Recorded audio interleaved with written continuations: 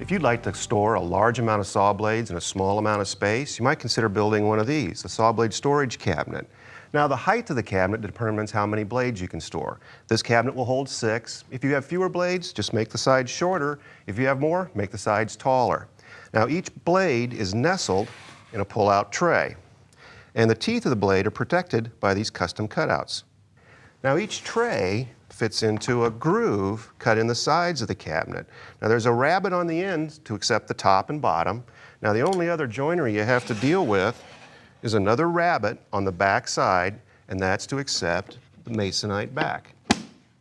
Once that's done, all you have to do is glue and screw the cabinet together. Well, with that complete, you can begin work on making the trays. Now, the trays are made out of 2 layers of 1/4-inch hardboard. Now, there's a cutout in the top layer to protect the blade. Well, let's get started making the cutout. Well, the next step is to cut out the circular opening for the blade. Now, to do that, I'm going to use a router and a trammel. Now, the router I've chosen is a palm or trim router. I really like using these. They're lightweight and real easy to maneuver. Now, the trammel is nothing more than a piece of hardboard with a hole drilled on one end for the router bit to come through. At the other end, there's another small hole drilled for the pivot pin, and in this case, it's just a nail. Now, the pivot pin fits into a hole drilled in the center of the blank, and the distance from the pin to the outside of the router bit determines the size of the opening. Well, speaking of the opening, you want to make sure the size of the opening so that it's slightly larger than the saw blade. That's going to make it a lot easier to get out later. Well, I do have a bit of a problem here, though. When I start routing, I'm going to route all the way through this blank, and when I do, the 2 pieces are going to separate and probably ruin the cut.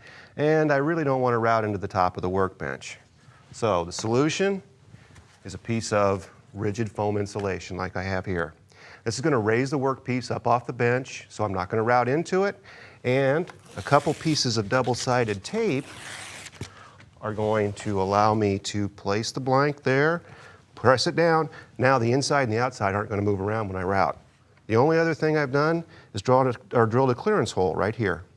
Well, now all I have to do is drop the router bit into the clearance hole, push it up against the side, find my pivot hole there, push the pin down tight. Now all I have to do is turn on the router and start routing. Now the trammel will pivot around the pin, and the router will cut a perfect circular opening. Now I just keep rotating around until I reach the clearance hole. Well, there, the routing's done. Now I can remove the router, pop up the top piece, there we go. And now all I have to do is glue it to a bottom piece. Well, after the trays are glued up, all that's left is to drill some holes. Now there's a hole here in the center to allow you to push the blade up, and some finger holes here to allow you to slide it in and out. Hey, Terry. Hi, Dave. You know, that little saw blade storage chest is a great idea. Well, the trays move in and out real easily, and all you have to do is pop up a blade and you're ready to go. Well, you know, speaking of easy, here's the blade storage I chose for my shop. Just a simple plywood rack that holds 6 saw blades. You know what I like is you can see the blades, but they're still separated. Yeah, you know, the only challenging thing in this one is aligning those slots in each side. Well, that starts by drilling some starter holes at the bottom of the slot.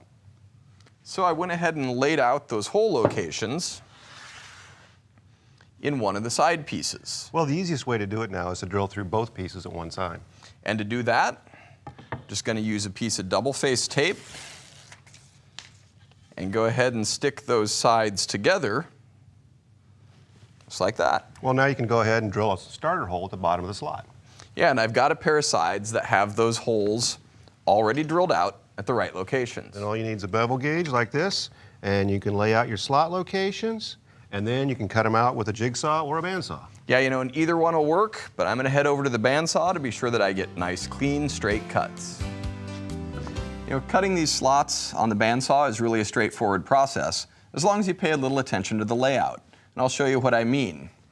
Here I've laid out the slots on what will be the left side of the case. And as I cut, each time I work my way across from slot to slot, I'm going to eventually run into the bandsaw post over here. I might not hit it, but it's going to be very hard to control the workpiece. So I laid everything out on what will be the right side of the case. That way, as I cut each slot, it moves away from the post, and I don't get any interference at all. So with everything laid out, I'm ready to start cutting. To cut each slot, all I need to do is start cutting and follow the layout line, keep working my way down until I reach the hole at the end. Then I'll pull the workpiece back to back the saw blade out. Move to the other side, cut down that side of the slot in the exact same way. Well, Terry, there you go. I got those slots all cut. Well, let's take a look. Well, they line up perfectly.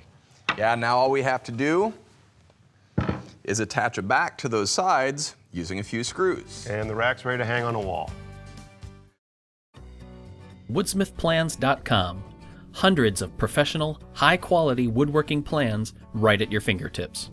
Every single plan is presented as an easy-to-download digital package that includes pages of step-by-step instructions, full-color photos, illustrations, and exploded views, retail sources for hardware and supplies, plus a cutting diagram and materials list. Many plans offer handy video overviews and guides. Plus, we're proud to offer our plans in both standard and metric. Everything is here, from gorgeous heirloom furniture projects to handy shop projects and upgrades, clever, cost-effective storage solutions, as well as weekend projects and accessories that are great for gifts, all fully searchable and categorized for easy browsing. Woodsmithplans.com, everything you need for building fine woodworking projects.